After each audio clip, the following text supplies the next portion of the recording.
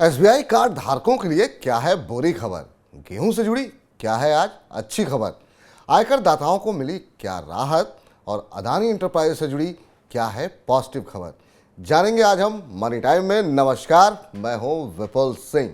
स्वागत है आपका पर्सनल फाइनेंस के prime time show money time में। एसबीआई कार्ड ने एक बार फिर दिया है अपने क्रेडिट कार्ड यूजर्स को झटका। क्रेडिट कार्ड से मंथली रेंट का भुगतान करने वालों को अब देनी होगी ज़्यादा प्रोसेसिंग फी। एसबीआई कार्ड ने प्रोसेसिंग फीस 99 रुपये से बढ़ा करके कर दी है 199 रुपये। इस पर जीएसटी अलग से देना होगा। नई फीस अगले महीने 17 तारीख से लागू होगी। 3 महीने से कम समय में फिर बढ़ी है प्रोसेसिंग फीस। इससे पहले नवंबर 2022 में भी एसबीआई कार्ड ने क्रेडिट कार्ड से रेंट पेमेंट करने पर प्रोसेसिंग फीस में बढ़ोतरी की थी। गेहूं को लेकर आ रही है एक अच्छी खबर। फसल वर्ष 2022-23 में गेहूं का उत्पादन रिकॉर्ड 11.21 करोड़ टन रहने का अनुमान है। अधिक पैदावार के अनुमान और सरकार के गेहूं बेचने से आटे के दाम घटने लगे हैं। पिछले 15 दिनों में गेहूं का आटा 6 से 7 रुपये प्रति किलो तक सस्ता हो चुका है। आने वाले 10 दिनों में आटे के दाम और 4 से 5 रुपये प्रति किलो तक घटने की उम्मीद है। इन सबके बीच में इनकम टैक्स डिपार्टमेंट ने वित्त वर्ष 2022-23 के लिए कॉर्पोरेट और व्यक्तिगत करदाताओं के लिए इनकम टैक्स रिटर्न फाइल करने के लिए नए फॉर्म को अधिसूचित कर दिया है। इस बार सीबीडीटी ने आयकर रिटर्न फॉर्म को बहुत जल्दी अधिसूचित कर दिया है। इससे करदाताओं को अपनी आय के रिटर्न को तैयार करने के लिए पर्याप्त और अधिक समय मिलेगा। पिछले साल ये फॉर्म अप्रैल के पहले सप्ताह में अधिसूचित किए गए थे।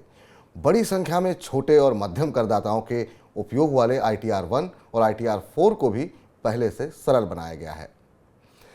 एयर इंडिया ने एयरबस से 250 नए विमान खरीदने के लिए एक और समझौता किया है और डील के तहत Air India 40 wide body A350 plane और 210 नैरो बॉडी एयरक्राफ्ट खरीदेगी। प्रधानमंत्री नरेंद्र मोदी और फ्रांस के राष्ट्रपति इमैनुअल मैक्रोन की उपस्थिति में दोनों कंपनियों ने किया है ये समझौता। टाटा समूह ने पिछले साल जनवरी में घाटे में चल रही राष्ट्रीय एयरलाइन एयर इंडिया का अधिग्रहण किया था। अगले 5 साल में एयर इंडिया को लाभ में लाने का लक्ष्य कंपनी ने रखा है। इधर अदानी इंटरप्राइजेस से जुड़ी आज आई है एक अच्छी खबर। अदानी समूह की प्रमुख कंपनी अदानी एंटरप्राइजेस लिमिटेड को दिसंबर तिमाही में 820 करोड़ रुपए का मुनाफा हुआ है। कंपनी को पिछले साल समान तिमाही में घाटा हुआ था। कंपनी की आय इस दौरान 42% बढ़कर 26,612 करोड़ रुपए रही। कंपनी के हवाई अड्डा कारोबार का राजस्व भी बढ़कर अब 2 गुना हो गया है।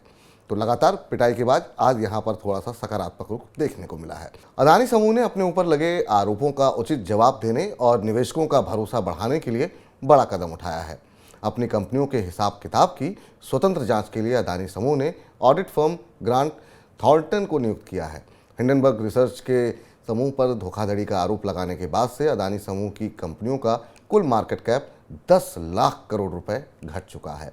इससे अदानी समूह की कंपनियों में पैसा लगाने वाले निवेशकों को भारी नुकसान हुआ है। कई प्रोडक्ट्स पर टैक्स में मिल सकती है जल्द राहत। जीएसटी काउंसिल की 18 फरवरी को 49वीं बैठक होने वाली है। इसमें पेंसिल शार्पनर, मिलेट्स आधारित हेल्थ प्रोडक्ट और सीमेंट सहित कई उत्पादों पर जीएसटी की दर घटाने का फैसला लिया जा सकता है। इस बैठक में भारतीय और विदेशी शिपिंग लाइनों पर टैक्स में समानता लाने पर भी चर्चा हो सकती है। इसके अलावा काउंसिल पान मसाला और बालू के अवैध खनन से जुड़े मामलों में टैक्स चोरी रोकने के कुछ उपायों का भी ऐलान कर सकती है। कॉर्पोरेट जगत की शिकायतों का होगा शीघ्र समाधान। वित्त मंत्री निर्मला सीतारमण ने MCA 21 पोर्टल से जुड़ी समस्याओं और शिकायतों को प्राथमिकता के आधार पर दूर करने के लिए दिया है निर्देश। कॉर्पोरेट मंत्रालय इसके लिए एक विशेष टीम भी गठित करेगा। कंपनी कानून के तहत पोर्टल पर फॉर्म जमा करने में कंपनियों को परेशानी का सामना करना पड़ रहा है। MCA 21 के जरिए विभिन्न दस्तावेज इलेक्ट्रॉनिक रूप से भरे जाते हैं। इधर IDBI बैंक और फिनकेयर स्मॉल फाइनेंसिंग बैंक ने FD पर ब्याज दरें एक बार फिर से बढ़ा दी हैं। IDBI बैंक 2 करोड़ से कम वाली, जबकि फिनकेयर स्मॉल फाइनेंस बैंक ने 2 करोड़ रुपए से ज़्यादा वाली FD पर ब्याज दरों को बढ़ाया है। IDBI बैंक 1 साल वाली FD पर 6.75% का ब्याज की पेशकश कर रहा है। वहीं Fincare small cap finance bank ग्राहकों को 750 दिन की FD पर सबसे ज़्यादा 8.11% का ब्याज दे रहा है। अब बात कर लेते हैं सराफा बाजार की। सराफा बाजार में मंगलवार को सोना और चांदी की कीमतों में फिर से गिरावट आई। सोना 55 रुपये की गिरावट के साथ 56,865 रुपये प्रति 10 ग्राम हो गया। चांदी की कीमत भी 455 रुपये गिरकर 66,545 रुपये प्रति किलोग्राम पर पहुंच गई। अंतर्राष्ट्रीय बाजार में सोना तेजी के साथ $1,863 प्रति औंस पर कारोबार कर रहा था। चांदी भी $21.95 प्रति औंस पर थी। थोक मुद्रास्फीति से लगातार गिरावट आ रही है। लगातार 8वें महीने जनवरी में थोक महंगाई दर घटकर 4.73% हो गई। विनिर्मित वस्तुओं, ईंधन, बिजली की कीमतों में कमी आने से थोक महंगाई घटी है। हालांकि इस दौरान खाद्य वस्तुओं की महंगाई बढ़कर 2.38% हो गई है।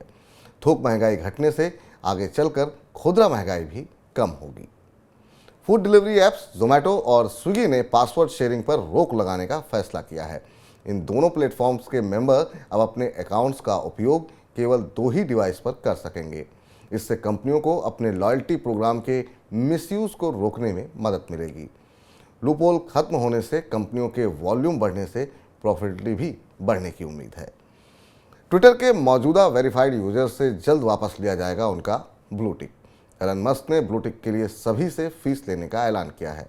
नए प्लान के तहत मोबाइल यूजर्स को ब्लू टिक के अब हर महीने 900 रुपये देने होंगे। वहीं वेब यूजर्स को 650 रुपये महीने का शुल्क देना होगा। ट्विटर ने एक एनुअल सब्सक्रिप्शन प्लान भी पेश किया है जिसकी कीमत 6,800 रुपये है। ब्याज दरों में होने वाली बढ़ोतरी पर जल्द लग सकती है रोक। ICICI सिक्योरिटीज़ का कहना है कि खुदरा महंगाई दर जल्द नियंत्रण में आ सकती है। इससे केंद्रीय बैंक को रेपो रेट में और ज़्यादा बढ़ोतरी करने की ज़रूरत नहीं होगी। ICICI सिक्योरिटीज़ ने कहा है कि अगले महीने खुदरा महंगाई दर RBI के अनुमान से भी कम रह सकती है। ऐसे में कैलेंडर वर्ष 2023 में रेपो रेट 6.5% पर टिकी रहने की उम्मीद है। रेपो रेट ना बढ़ने से ब्याज दरों में स्थिरता आएगी। उम्मीद है आपको मनी 9 का आज का एपिसोड पसंद आया होगा। आपको हमारा आज का शो कैसा लगा ये बताने के लिए आप कमेंट बॉक्स में ज़रूर जाएं। आपके सुझाव हमें इस शो को और बेहतर बनाने में मदद करेंगे। साथ ही आपको ये बता दें कि हर रोज़ दोपहर 2 बजे हम आपके साथ जुड़ते हैं और कल चूँकि बुधवार है, माफ़ कीजिएगा, और बुधवार को जो है हम बातचीत करते हैं म्यूचुअल फंड को लेकर के। कल हमारे साथ होंगी म्यूचुअल फंड पे सवालों के उत्तर देने के लिए प्रवीण वाजपेयी जी। तो आपका भी कोई सवाल है तो 9311121874 पर व्हाट्सअप करें, अपना सवाल डिटेल में भेजें और 2 से 3 के बीच में हमारे साथ लाइव जुड़ें और म्यूचुअल फंड से जुड़ी अपनी रणनीति बनाएं। फिलहाल आपको बता दें कि आप अपने काम की खबरों को देखने के लिए मनी 9 के मोबाइल ऐप को ज़रूर डाउनलोड कर लें और नई खबरों के साथ अब होगी आपसे कल मुलाकात। तब तक आप देखते रहिए मनी 9 के अन्य कार्यक्रम। फिलहाल के लिए नमस्कार, शुभ रात्रि, गुड नाइट।